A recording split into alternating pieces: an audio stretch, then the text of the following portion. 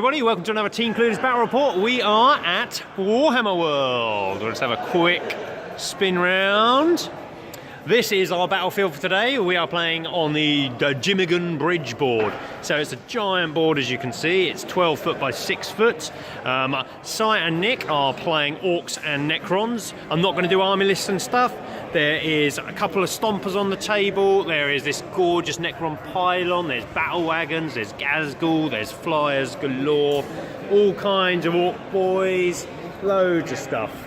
And then over here on the Imperial side, we've got Karen, we've got two Baneblades there, another Baneblade over there, we've got Vendettas, we've got a Shadow Sword at the back, we've got a Knight in the centre, we've got Guilliman down there, Squadron of Predators, all kinds of stuff deployed.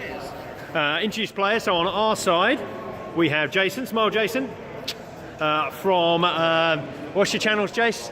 Battle Knights. Battle Knights channel. We'll put a linky down here where John will never see it. There's John over there, he's coming along. On the opposite side we have Sai and Nick. So the mission today, I'm just going to do the most basic of rundowns. We basically get points if we control the bridge in the centre at the start of our turns. We get to control it easier with Titanic units than other units. There is a ruined Vendetta over there and a ruined Baneblade over there.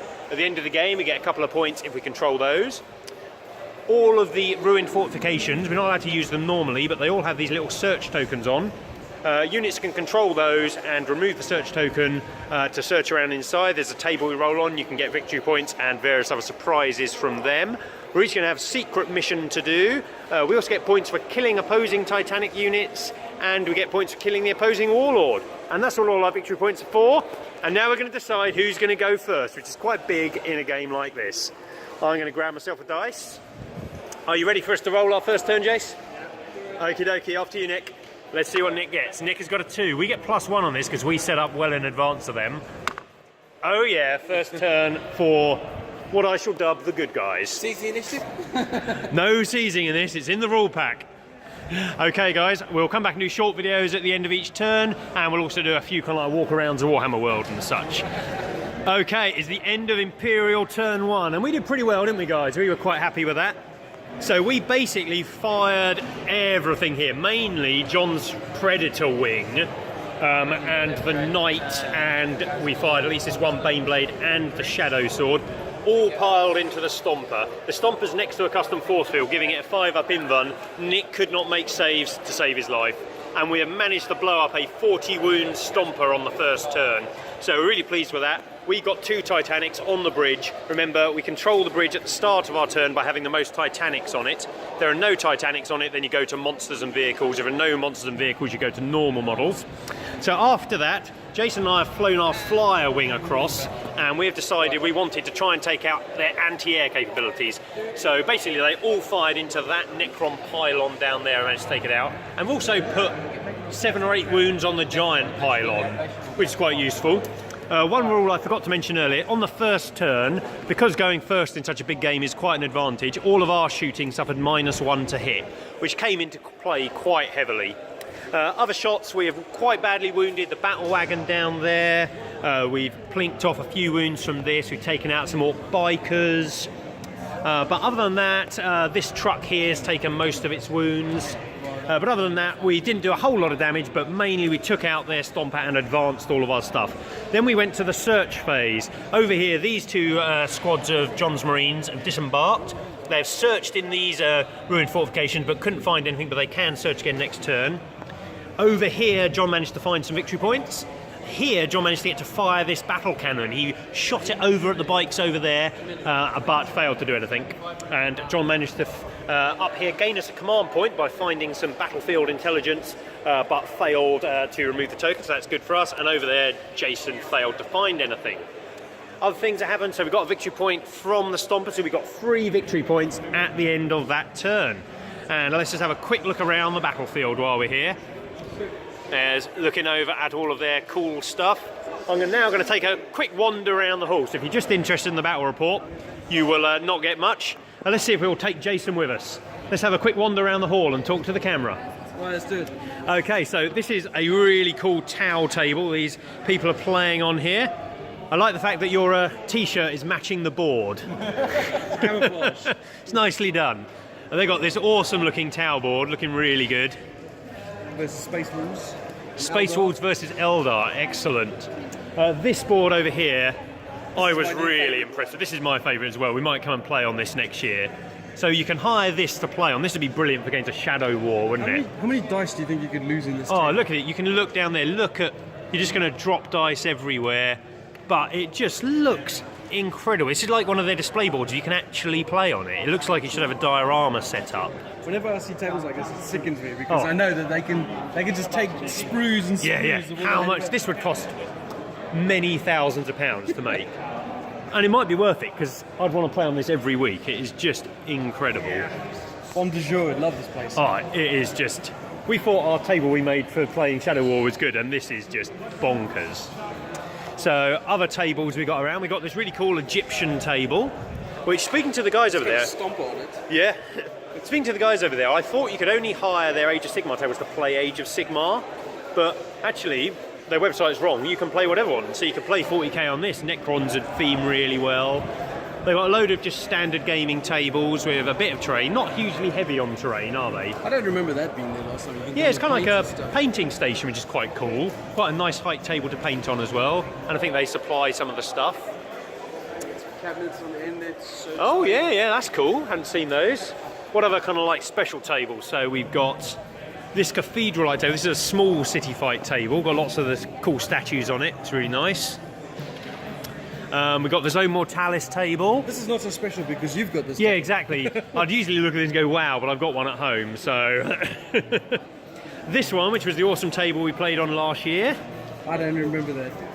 It was awesome. A dragon in hiding in one of these buildings. Finding a dragon. But this is a brilliant table to play. Remember, if you come to Warhammer World, I'd highly recommend it. It's free to get in. It's free to hire any of these tables, so you can play on any of these awesome terrain for no money. The food is pretty reasonable here, I felt, and good price. Tea was £1 something. Yeah. That's pretty good. What other tables? This is another Age of Sigmar table, but again, they're playing 40k on. This is an amazing looking table. Look at these corn towers.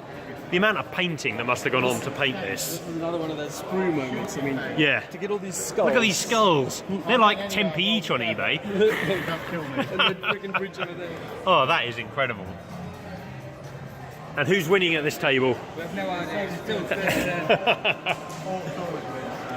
I'm not sure they're going to win on our table. And that is just to highlight a few of the tables you can see around. There's loads more about.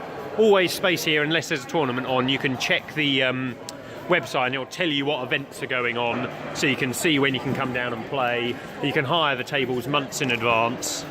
They've got a cool table over here. I'm just going to take a wander this way. We'll watch Nick and Si moving. I'm sure they might be cheating, but who knows? Okay, so you join us after turn 2. And what's happened? Oh, turn 1 for the Necrons. So basically they moved everything forwards. And what did they do? The battle wagons over there, they shot down the 2 vendettas and managed to take out one of the Scion squads with charging battle wagons. They fired a load of stuff at the poor knight. The knight is then got charged by the Death Dread, and the knight is down to 5 wounds. So I fired his massive beam lasery thing at it and really fucked it over. Other things, the Storm Talon's been wounded, the Vindicator's been wounded, but nothing on our backfield's been hurt particularly. And I think that's about it for their turn. We've got to do short videos now, I'm afraid, so they'll be shorter from now on. Okay, so it's the end of Imperial turn 2. We basically opened up fire. Jason's Storm Sword, or Funny Sword, over there. Yeah, I can't remember what it's called. Shadow Sword. It fired at size pylon and did 25 wounds, which was pretty amazing. We fired a fair amount of the rest of our armies into the Stomper here, and it's down to 14 wounds. We've heavily damaged both the battle wagons. Over here, we have got this Catan down to 2 wounds, and we took out the Necron Flyer and the Necron Ark that were there. And that was most of our firing from that side of the board. We did a few searchings. We have managed to find ourselves a Demon Prince. But other than that, there. Other than that, we didn't get any victory points, a bit annoying. We deep struck a load of stuff, so I deep struck down here with some scions and took out all the orcs up there, but failed to search that building. John deployed 3 sets of Terminators. There, and there. His Terminators there have engaged the Ark and done a fair amount of damage. Over here, an Eversaw assassin has charged in, and we have assaulted the race, done very little, and they've attacked back and nearly killed the Eversaw. Other stuff, I think that was about it, to be honest. Lots of shooting at the super heavies, but we've whittled them down and got another super heavy point that turn. And we have issued a challenge on the bridge. So we have said that we will not shoot at Gazgul if he comes forward to the centre of the bridge, and Girlyman will come forward and attempt to fight him next turn. Okay, so it's end of Orkan Necron, turn 2. What happened this turn? It was pretty good. They first of all shot at the Imperial Knight with their first shot of the turn from a battle wagon rocket and killed it.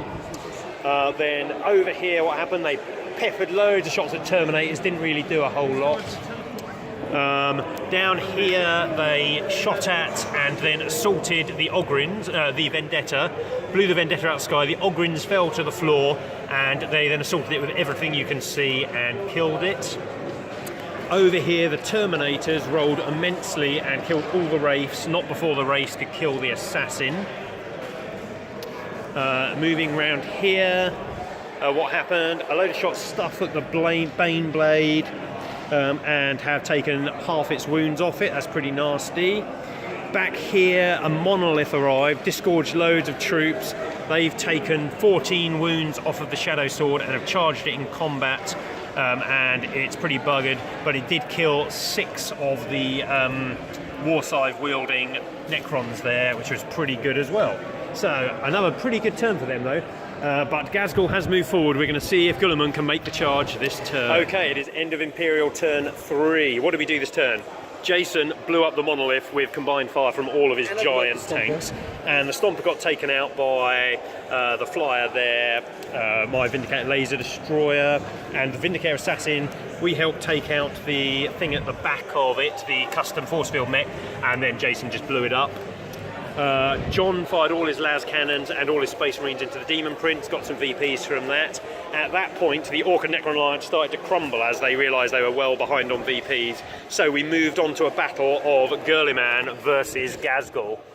As you can see, there is no more Gazgul. Girlyman's Emperor's Sword scored a few wounds from him, but he kept on making his invunces until he finally stabbed him back through the face and took him out. I did receive 3 wounds in return, but hey, Girlyman will soon get those back. And that is the end of our battle report. I'm afraid we're not allowed to film very long in here in case we get caught, because there's child protection rules and such. Maybe we'll do a video in the car. You'll find out in a minute. Okay, you join us on the way home from Warhammer World. You have a nice picture of the back of Si's head. And then we have Jason, who's half asleep, and John there, and Nicky's driving us. I was half asleep before I got you. Yeah, that's it. Okay, so, because as you may have noticed, we had to get a bit quiet on the video earlier on because we were told that due to Child Protection Act or some such, we're not really allowed to film in Warhammer World anymore, so that was a bit of a pain. So we can't wander around filming, so we managed to film at the table, as you have seen previously on the video. So the mission ended with a crushing win for the Imperials, basically because we had a bit more firepower, didn't we? Or a lot more firepower. A hell of a lot more firepower. Yeah. The Stompers didn't cut their mustard, and we managed to wreck all the things that could wreck us. And how good was your Shadow Sword, Jace? So good. And talking about mustard, they didn't have any for my chicken burger. Oh, the ribs. Yeah. We would like to put out one warning for people going to Warhammer World. The food is usually very good there. Do not buy the ribs from the specials board. They were the worst ribs we have ever had. And I've had quite a few ribs. It was not good. There was no barbecue sauce on it. We had to pay extra for barbecue sauce. It wasn't expensive, but we had to ask for it extra. And it was some weird kind of like spicy salsa. Yeah, very strange. But other than that, we had a selfie with Duncan, which I'll stick on at the end of the video, if I remember. That was quite cool. Most of us had. Oh yes, John was behind the camera on that one. I wasn't. I was buying a coffee. He was getting coffee. If I was in the vicinity of his face, then you might have to kiss him. I might have to kiss him. No. Slap him for his good painting. I was watching one of his videos this morning. You're good. Yeah, but other than that, a good day was had. Unfortunately, we have to come home a bit early because I have commitments this evening. But the game had kind of reached the end anyway by that point. So yeah, we didn't have to come home. You had to. Well, yeah, I had to. I've got commitments this evening. We didn't have time to go around the museum either, so we'll have to go around that next time. You almost bought one of those £75 I did. I really wanted to buy a Leviathan Dreadnought. I decided no, I couldn't justify spending 75 quid on a Dreadnought. Because there's a big thumbprint on your forehead. And there's no big thumbprint, but I do have money to pay for, and the money is better spent on the Corvus Black Star, I felt, because I can have 2 of them for the same price. But they didn't have one. But they didn't have one in stock, so I went to Warhammer World and bought some paint and a brush. What did everyone else buy? I bought some paints and cavalry bases. Cavalry bases? Yeah. Okay, John? I bought a new cup. Oh, I didn't see you sneak that in. You were impressed by his final victory. Nice. I'm selling this middle one because I don't know what that is. Yeah, but you'll have those other 2 This numpties. dude over here, he looks pretty cool. Yeah. Excellent. Nick, what did you buy?